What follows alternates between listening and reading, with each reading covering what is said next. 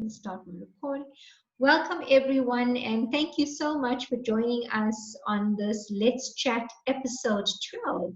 So Kefilwe, you might not know this, but I actually started the Let's Chat series as lockdown started, and I had run different sessions, two of them, otherwise we would have been on episode 14. So it's such a privilege to have you as my guest today. I'd love for you to tell our audience a little bit about who you are so they can hear straight from you some of your background and what motivates you and what drives you. So I know all about you, but I'd love for them to get a glimpse into what I know as well. Oh, wow. Thank you so much, Jayshree, for inviting me on to Let's Chat. I'm just always in awe of the phenomenal work that you are doing, particularly with entrepreneurs, as you just shape them in terms of just going out there and courageously conquering this entrepreneurship journey. So what a joy. A little about myself. So yes, my name is Kefilwe Morobane. I was born and bred in Rustenburg, grew up in a township called Tlhabane. I am the last born out of three older siblings. And from a young age, I grew up in a very average family, average income family. And one of my realization at a young age was that education is going to be my ticket for a brighter life. So one of the things I consciously did at a young age was just to be very intentional about the life that I want to live, the person I want to be out here in this world. So the earliest memory that I remember of showing up, which is a topic, it is a subject that I'm very, very passionate about, came to me in high school when I realized that if I do not use my voice, and that is really my ability to communicate, I will limit myself. So I participated in a lot of public speaking, speech and drama, and that is where I built my confidence, because I realized that the people who really elevate and can live out the highest expression of themselves are individuals who are confident in who they are and what they have to offer out in the world. So from a young age, I just said to myself, I'm not going to remain silent. I'm not going to be present, because I think a lot of people, Jayshree, are present in their daily living, but they're not showing up. So they're doing what is required of them. And showing up requires you to go the extra mile, to be brave, bold, courageous. And that was a mandate that I had embedded in my life. I got a bursary after studying, and that bursary put a huge financial weight off my parents, where they truly did have a financial weight. I was the last born, the other siblings had all been at school, and having the bursary, going to university, just put this extra level of accountability in my life that just said to me that I have this one opportunity, and if I don't seize it and make use of it, if I don't show up, I'm going to find myself in a huge debt that I need to repay, or I just give it my all. And that's what I did. And then by the age of 25, I had been working in corporate for close to 4 or 5 years. And the corporate I was working for was retrenching their employees. And I was super young at that time, but I found it as the opportunity to just jump and become an entrepreneur full time. But before that, 2 years earlier, myself and my sister had started an organization called Giving Wings, which was just garnered at developing effective communicators. And 6 years later, we're still in it. I'm still a full-time entrepreneur, developing effective communicators as the founder and managing director of Giving Wings, and fulfilling my passion, which is really about developing effective communicators. Wow, Kefilwe. So, there's so many touch points on what you've just said. And as you know, Giving Wings is very close to my heart as well. I think it's an amazing organization. You're doing wonderful work. I think I consider myself privileged to have been just involved just slightly on the work that you do, and having contributed to some of the actual sessions with these youngsters that you lead with such passion, and instilling some of these principles even in them at a very young age is so important. Now, you touched on this concept of showing up. What is it exactly, and what excites you about this work that you're doing to help people like myself, other entrepreneurs, individuals in corporates to show up and to own their space? What is it? Hmm. Very, very good question. So I I give this example. One of my memories of being in high school was that you'd get to school, and in the morning, our teacher would read out the class register. And she'd go through the register, read out your name. And if you're in class, you would put up your hand and you say, I am present. And the truth of the matter is, sometimes you were there at school, you ticked the register saying you're present, but let's be honest, were you really in class? Were you really in that maths class or in that science class, or you just there to tick the register? And what I'm finding through that analogy of that high school example is that there are so many people who are present and they are ticking the box, they're ticking that register, they're doing what is required of them to just arrive. But the ones who truly excel, and if you think back at when you were in high school, the ones who truly excelled and gave it their all and excelled in their academic, sports, cultural activities were the students who showed up. What does it mean to show up? I define showing up as being brave, bold, intentional, and putting your best self forward. Because why? Being present is not good enough. So, for a lot of entrepreneurs, for a lot of professionals out there who are in the corporate world, what you're finding is that they could be so qualified or so knowledgeable about the business that they are running. So, they are present in their expertise. The ones who actually succeed and excel in their field are the ones who are a little bit brave. So yes, we understand we're going through this pandemic right now, but it's going to require a little bit of bravery from me. If I've been running my business in a particular way, now I need to shift the dynamics. I look at myself as a trainer, facilitator, working with a lot of people. Before COVID, it used to be in classrooms, in auditoriums, etc. Now you have to be brave enough to embrace this digital world of communication. And what's going to be required of you? Showing up. You're going to have to be bold. You're going to have to knock on doors of clients that you previously worked with and said, how can I help you? How can I make things a little bit better for you? Because sometimes as individuals, and this is through the work that I've done, is we're so afraid to ask. But if you don't put up your hand and ask for what it is that you want, how will people know that you can offer this service? That's going to require a little bit of boldness, because why? There's that inner voice, Jayshree. There's that inner voice within you that's saying, who do you think you are? Are you really capable? There's this company and there's that company that's far more better than you. So you're having to really silence this inner voice that's within you. And then the very, very most important part is being intentional. What is it that you want? Then define it. Be very brave and bold about going for what it is that you want. And then ultimately, it's about putting your best self forward.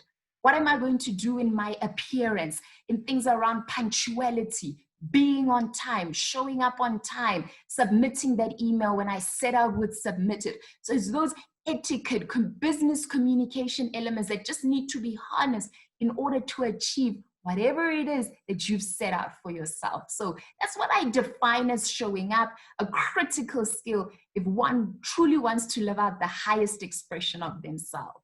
Wow. Again, Kefilwe, I'm always just blown away by how articulate you are in terms of the message you want to get across.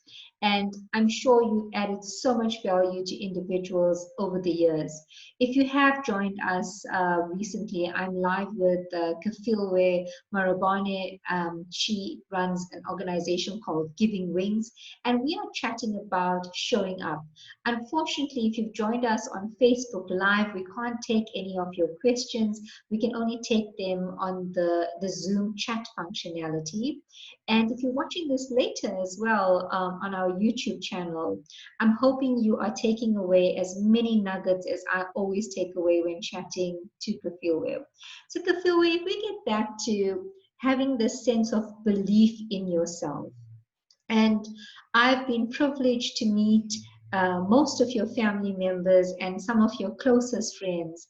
And I can see how inspired they are by how confident you are as well in everything that you do. But confidence is not something that comes naturally. And very often, the person that holds you back the most is yourself and not believing in yourself. So I don't suffer from that complex. I actually believe in what I do. I'm passionate about what I do. I know my purpose and I know what we want to get out of the work that we do. And I've always felt this way, even when I worked in corporate. But for individuals that have this self doubt, how do we fix this? How do we get entrepreneurs to be more confident? How do we get individuals stuck in a corporate job to become more confident? I mean, you know my passion point around people being so much more than the jobs they do. So, what can we do to get people to show up and own their space? Oh, wow, that is and it's a point, Jayshree, that no matter who I am working with, whether it is the youth with our work at Giving Wings Youth, our nonprofit organization, or the work we're doing with corporates in South Africa, and the point around self-doubt, building one's confidence, particularly in the South African context, is something that a lot of people struggle with because historically they've grown up in an environment that did not facilitate or encourage confidence. It was an environment that encourages one to be humble. Don't talk too much. Don't share your opinion in front of the elders because then you are regarded as being disrespectful. Some come from that cultural background where you are taught that you are just a child and that is all that you will be. Or at times it's the inferiority complexes, that imposter syndrome, where you've never seen yourself and you've seen yourself as beautiful. Or you grew up and your parents never said to you that you can do this or that you're strong and you're brave. And this is that voice that you heard from a young age. And now as an adult, you engage with Kefilwe in a workshop, a development program, and she's saying, come on now, believe in yourself, be confident. More and more, I realize it's not that easy. This building your confidence is a learned skill. And sometimes the journey that an individual needs to travel is to actually unlearn all the historical self-limiting beliefs that hold you back. So in the various development programs that I facilitate, I sometimes have raw sessions with clients and I ask them, identify the self-limiting beliefs that are holding you back. And it could be a self-limiting belief as though I'm not capable. My English, I work with a lot of Black people in this country and they like, if you like my English, I come from that village or that rural area, who's going to listen to me? And you are now having to tell them, let's unlearn this. Because what it is not about the accent, it's about getting your message across. So it's about traveling a journey of unlearning limiting beliefs. Then in that journey, it's about learning, Jayshree, to truly love yourself. Because one of the most important lessons that I've learned on my journey is that the person that you need the most to carry you on this journey of life, on this journey of showing up, is you. No one else but you. And if you do not love this individual that you wake up every morning to look at, that you see in front of the mirror, how do you expect your client to really be captivated by your service offering as an entrepreneur? How do you expect your employee to want to engage and listen to the information that you have to share? So it's also about learning to love yourself. And then lastly, it's about embarking on this continuous journey of self-development, investing in the books that you're going to be reading, what is the content that you're listening to, who are the people that you surround yourself with, and being on that path. Because why? If I'm going to show up in this world, I need to be confident. And there's a difference here, because I get it a lot. People are always like, Kefilwe, but at times if I'm just too confident, won't people think I'm too much or too full of myself? And therefore we move into that conversation around arrogance. And there's a difference. There's a difference between being confident and arrogant. What is confidence? Confidence is an ability to believe in your strength and in your capabilities without diminishing the light and the capabilities of others. Arrogance is saying that I am better. I'm so great in what I do. No one can tell me anything. And that is not the individual that you want to embrace this world and show up. So you want to be confident, but to not dim the lights of others. And that is what I've learned on this journey. Wow, that's absolutely amazing. I mean, if I go back to the work that we did on Giving Wings, and if I remember the winner, I think her name was Piwe. Yes. And you know, one of my favorite lessons that I take away from this, because Piwe was in a group that I had mentored as well, right? Yes. Was when they did their vision board exercises. Mm. Exactly what you are talking about. It's changing the way we see the world. And if we can help change the way many young professionals, students see the world, see the possibilities, and give examples of individuals and individuals like yourself, Kefilwe, and me. I mean, you know, I come from a township Yes. called Chatsworth. Mm. I grew up surrounded by people in poverty. You know, there's still so much poverty in the old townships that I grew up in. Mm. But I've realized that I can own my own future by just changing the way I look at the world and being Ooh. as positive as possible. And like you rightfully said, it's about using the tools that we have access to. Books are amazing. I mean, you and I were talking about my bookshelf before the session, right? I mean, I consume books because I want to learn from some of the best minds out there. And if they've taken the time to put their thoughts down, then I want to learn from them. And you know, I really want to understand, Kefilwe.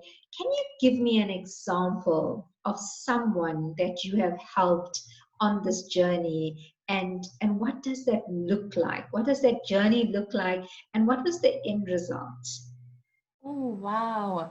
Tishu, there have been so many, there have been so many, and particularly with our work, which is so widespread from young people through the work we do at Giving Wings Youth to the corporates. But the part that really touches my heart is the youth, because at our core, the future of this country, the future of South Africa lies in our young people.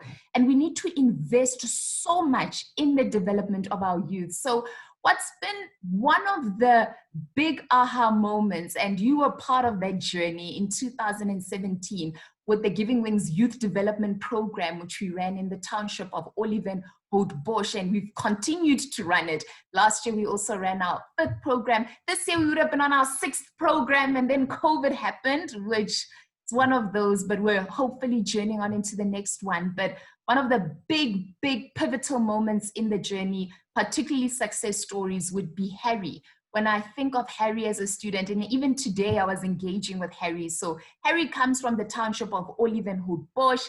He joined the Giving Wings Youth Development Program, and in the class, and what our programs are, the development programs, we run about 4 weeks with the students, and we take them through 3 key pillars focused on leadership, communication, work readiness, with an additional focus on entrepreneurship. And Harry sat in those Saturday classes. These students would arrive at about 7:30 in the blistering cold of winter. We ran our programs in winter, in June, and Harry was just so soaked up, like many of the other students, soaked up in the program, took the learnings. He then was one of the top 10 students in our pitching competition where they had to pitch the business idea.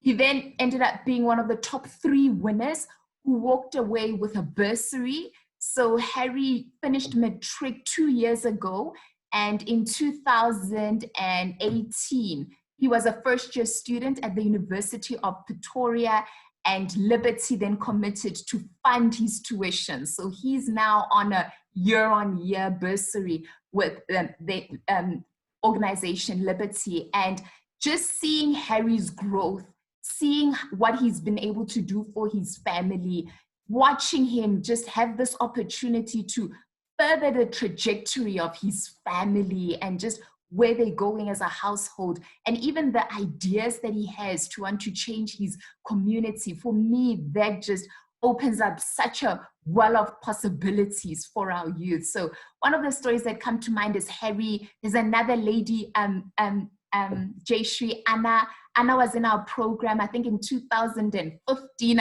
There are just so many cohorts. But Anna, right now, she's studying at TUT. When she arrived, and our students do a lot of work around vision board and being very intentional about what is it that they want. I remember she was sitting in the front row, and Anna said that she wanted to study accounting sciences. Today, Anna's doing her final year in accounting at TUT. She's in touch with me. But the part that really, really struck with me was how Anna has started her own business while she's in her 3rd year at TUT. And this business is focused on recycling and eradicating this litter problem. And you know it, we did work in Oliven. There is a huge litter problem. So Anna in February had a litter drive in the community, which she got a whole bunch of volunteers. She asked for sponsors to join her on this drive, and they were cleaning up Oliven and bringing this awareness around recycling, do not litter. And Anna said to me, she's like, I'm building my portfolio of evidence because in a few years' time, I want to reach out to the municipality where we can then have our organization clean up the township. So just that initiative. By the 3rd year of university, she's got it. And those are the lights we want to come out. Those are the change makers that we want to see in this country. So the big ahas, many in corporate, but when it comes to our youth, which are here to really shift the trajectory of this country, it really brings me hope.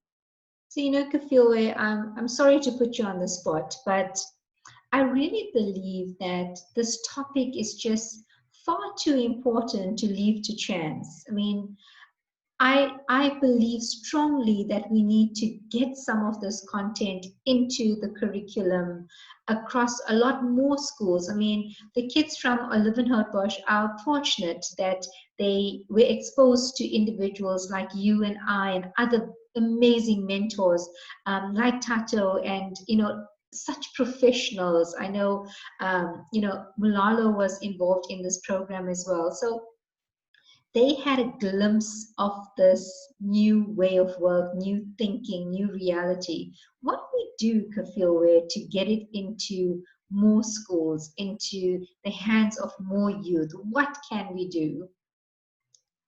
Jayshree, you know what you are saying? Like, I might just cry right now because it's something that honestly keeps me up at night, because I look at the challenges that these young people face. And I sometimes sit and I'm like, I can't just sit back and do nothing, because it's once they understand and they get these concepts that they have the power within them. And what it is that we are providing through Giving Wings, it's exposure. We are exposing these young people to another world. My dream and my wish is to engage with the right individuals at the Department of Education, because it's been too long that we put the responsibility on teachers to teach them about math, science, robotics, and all these other concepts, and also the development work that at times is actually unfair to leave to a life orientation teacher who maybe in their own right are still navigating and finding their way through life. And at times, this work that we do through Giving Wings, which is very developmental, is seen as maybe this is an additional by the way task that we can invest in. But Jayshree, this is the core. It is the foundation that we need in the society, because any young person who comes out of a Giving Wings youth development program, they are taught how to treat themselves, how to respect and honor other people who they engage with.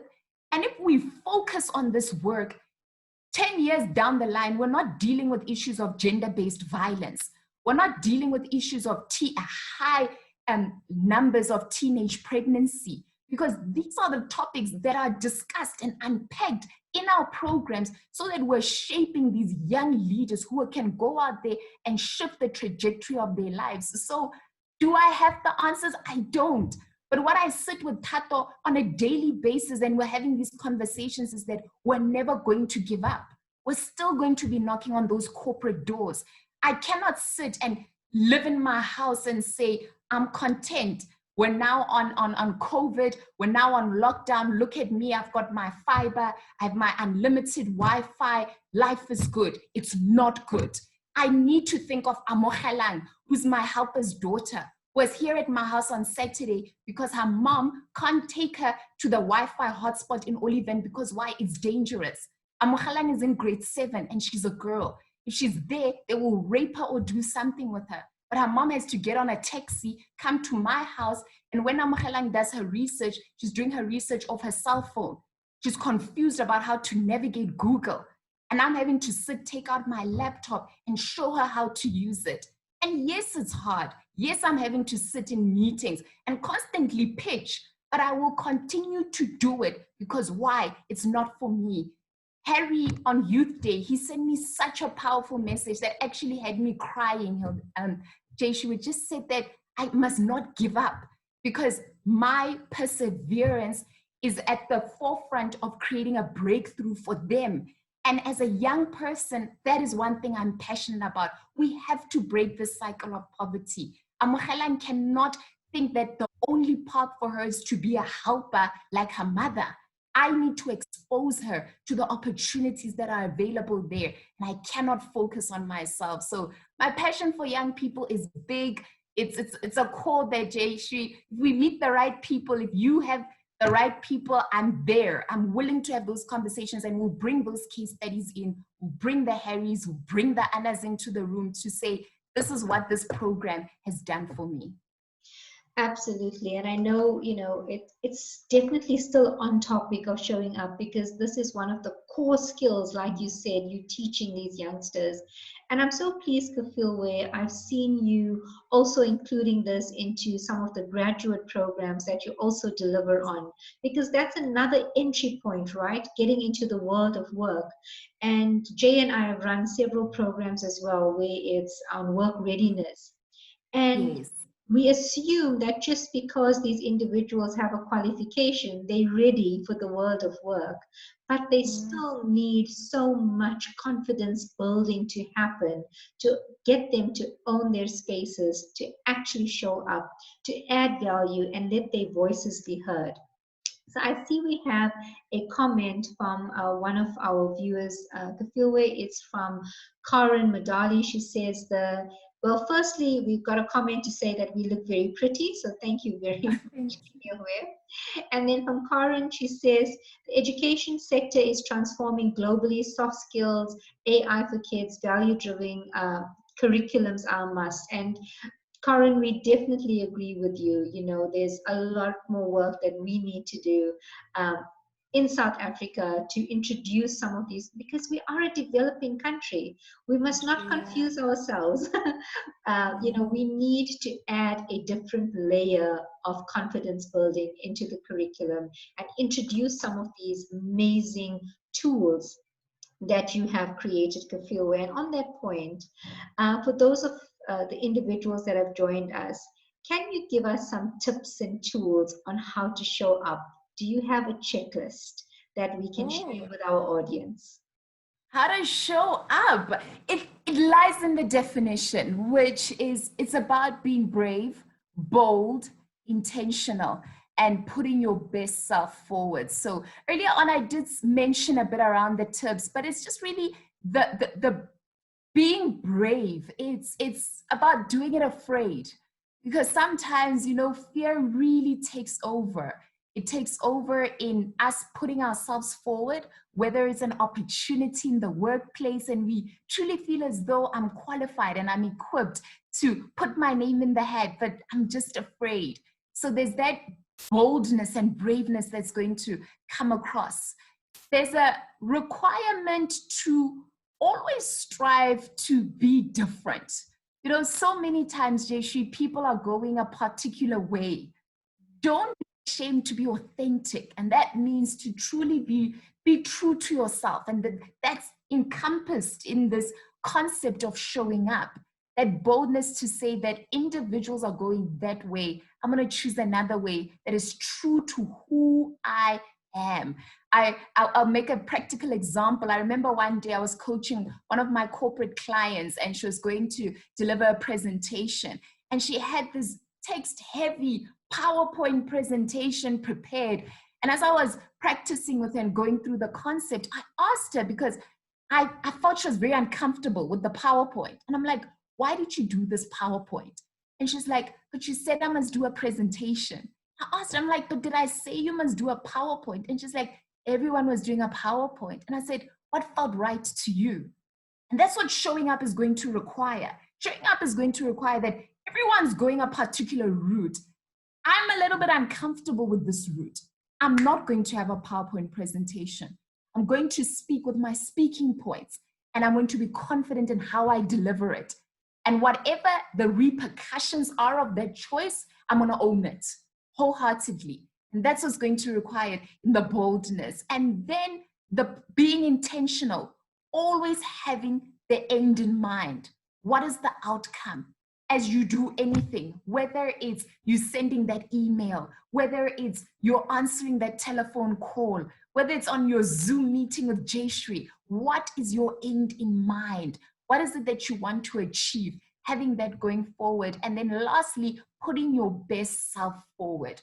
I cannot say that enough, you know, and I know right now we are all adjusting to this new normal. Sometimes it's really hard.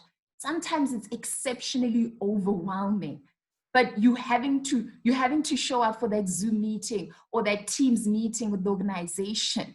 Put your best self forward. Don't just roll out of bed and then say that, oh, it's fine. I'm going to just have my video on. I'm going to have my audio on. They don't need to see me. What if your manager says, let's all put on our video? Then what's going to happen? I've had that. I've had a client who's just been like, oh, but no, we can't do video right now. And I remember, Jayshree, I was coaching and I was like, what if an opportunity was just around the corner? What if there was an anonymous something happening and they wanted to just see how prepared you are? And this is one of my favorite quotes. I've developed it, which just says, every moment is an opportunity to show up. You never know what will happen. You never know when you answer that telephone call, who could be on the other line. It could be an opportunity for the entrepreneurs who are so hungry. Maybe the last 3 months have been a little bit quiet. It's been a little bit dry in terms of opportunities. Get up, dress up, show up. Be psychologically, shift your mindset that says that even though I'm working from home, it doesn't mean that now I'm on holiday. I need to respect my craft, respect my work. And it has a lot to do in how I present myself, energy that I bring forward in the conversations and in the discussions. So those are just a few tips around showing up and what we can do to just continuously show up. Well, thank you so much, Kefilwe. I'll take that as your closing comments as well. We have come to the end of the session. Unless there's anything else you want to share with our audience, Kefilwe? I think for me, I'll close off with just the quote. One of my favorite quotes is just that every moment is an opportunity to show up. And now more than ever during this time, let's just challenge ourselves to show up. I'm definitely going to be using that in my sessions, Kefilwe. I'll Uh, definitely pass on the credit to you. Thank yes. you for always showing up and bringing Oh, all of you to every session. You are one of the most energetic presenters that I use and facilitators that I use. You always the consummate professional. So I really appreciate you taking the time to do this with me. And I'm sure we'll get to do a lot more of these sessions in the future.